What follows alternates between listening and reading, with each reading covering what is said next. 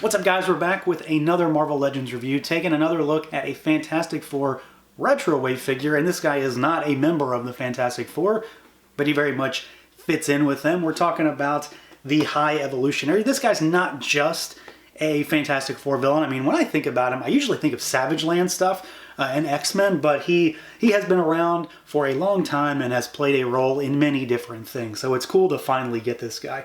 He, of course, comes on the Toy Biz-inspired retro card back that we've seen in this entire wave, of course, but previously with that single Doctor Doom release. That, of course, harkens back to toys that I bought when I was like, I don't know, 10 years old. So I'm really happy with these card backs. It's one of those things that I kind of want to get another one just to keep one sealed. We'll see. So he comes in that big window there. You've got some individual character artwork of him down on the bottom, but the top is all Fantastic Four.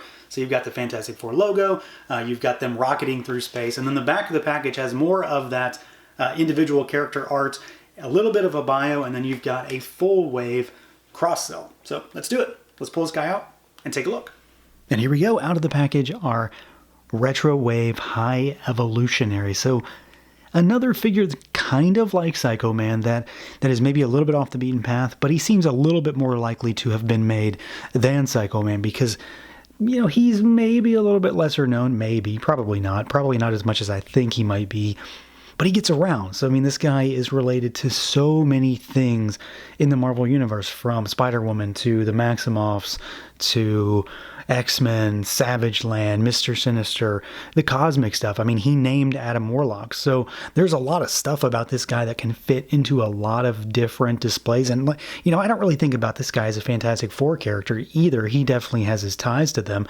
But I think of him a lot about the cosmic side of Marvel and X-Men stuff. At least that's what comes to mind anyway. So he does hold a lot of possibilities depending on what you want to do with him.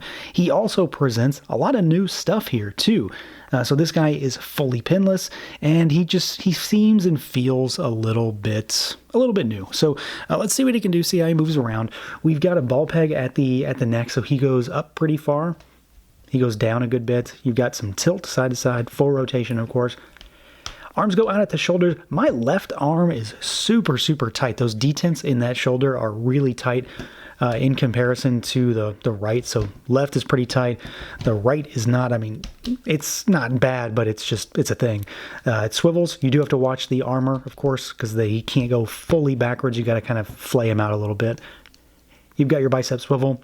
We've got double jointed pinless elbows, so he goes, you know, all the way, really far. And then you've got hinges, and you've got rotation at the wrist there, so normal stuff there. We've got a diaphragm cut, so he goes around, tilt side to side, backwards, forward, and it's your rotation point. He does have a waist twist underneath of the skirt and belt piece. It's a little hard to use because you can't really twist him at the waist. It's really hard to grab him and do that. You're going to be mostly twisting him at the hips if you're going to even use that, and it's probably not necessary. Legs go out about that far. They kick forward mostly all the way. He's got, you know, kind of the overlay here, which is getting in the way. Kick backwards slightly. You've got your thigh cut. We've got double jointed pinless knees, so they go back pretty far too.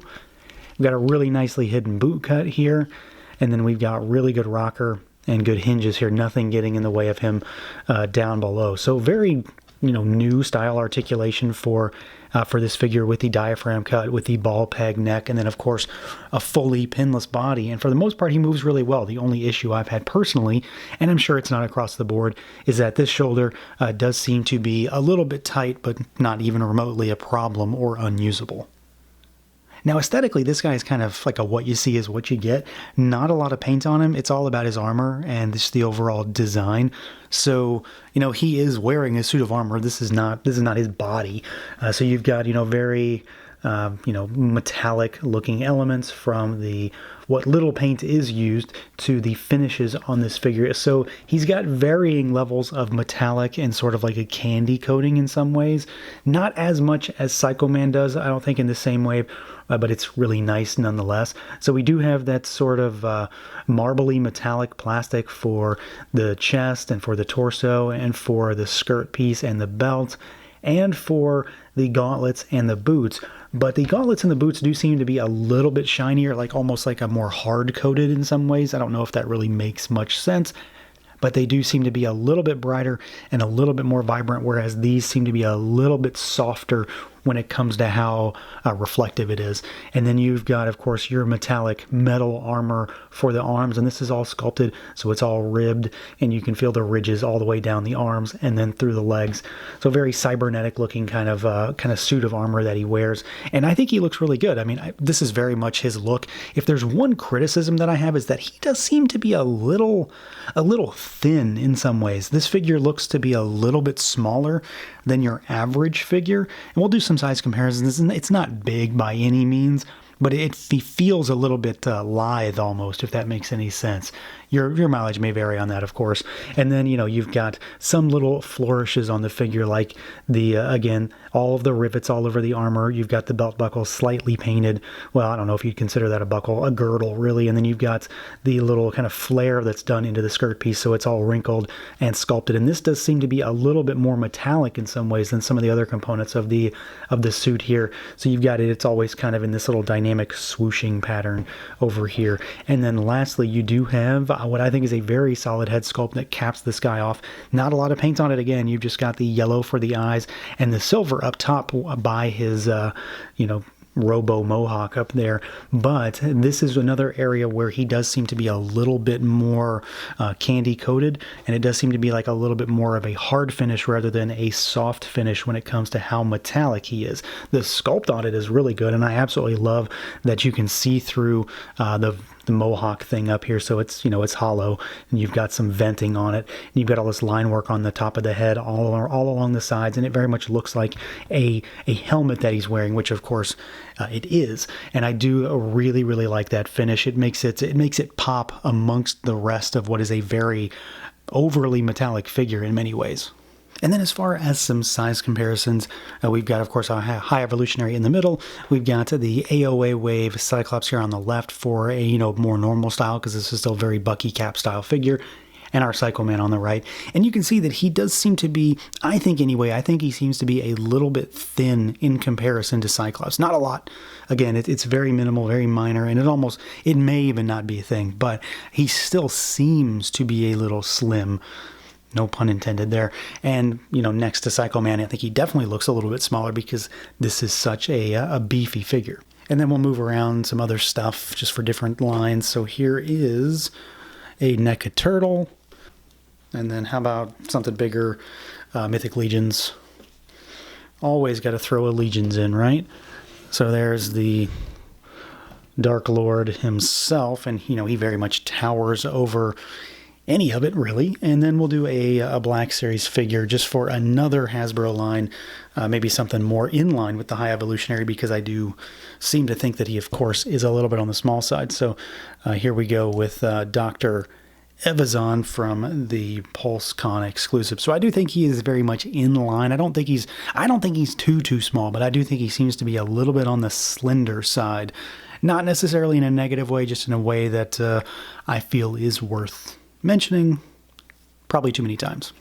And then as far as accessories goes, he doesn't really have a whole lot. He has almost nothing, basically, which is definitely a negative for me because he does have a lot of stuff that could have been given to him. Granted, he's got a lot of new stuff in terms of figure construction, so it's probably a wash, but he does come with some extra hands. So you get the sort of style pose hand on his left and a fist on the right, and you just get the opposite hands for this guy. So you get a right style pose and a left fist to round him out. So he gets two full sets of hands. I really wish he came with an effect part, some sort of energy blast. I'd love to see them incorporate some Kirby style crackle effects into the line down the road, and he would have been a good candidate for that. But for all the new stuff here and the very modern styling of this particular figure when it comes to Legends construction, that is, I'm not too upset about the fact that he doesn't really come with much. I'd always love more, but at the same time, I'd rather get a much more improved figure than some of those plain old effect parts that we probably have too many of already. So yeah, I mean, just like Psycho Man, I'm really happy with this guy. I don't have truly any problems with him. Even my over mentioning of him being somewhat slender is not necessarily a problem. I just think it's kind of a surprise to me, and I felt like I needed to say it 20 times. 21 times, I suppose. But he looks great. He moves really well. He's fully pinless, so I'm definitely on board with that. And I like this guy. I like this character.